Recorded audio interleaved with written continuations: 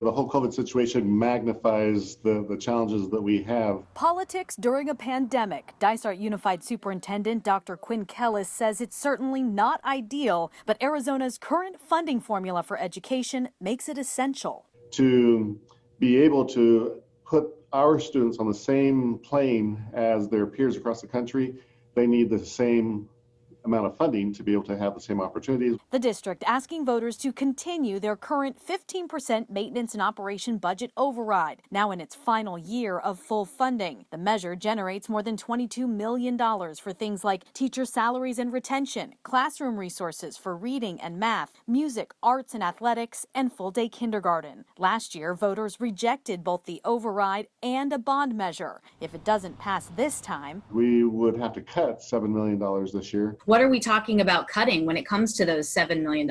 That's a hard thing to tell people now that their job is in jeopardy.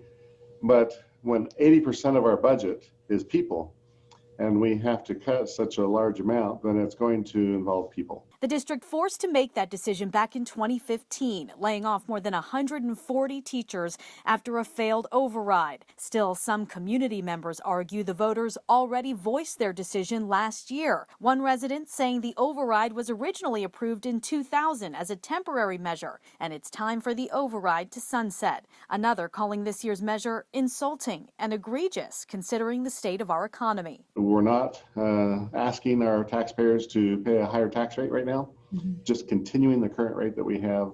And that was one of the implications that the board considered when they called for the election. The board also choosing not to put the bond on this year's ballot, keeping plans for building a new school on hold. The needs are still there. We'll just have to go with what we have for another year or two, and then we'll come back for the bond if the board so chooses. In El Mirage, Danielle Lerner, ABC 15, Arizona.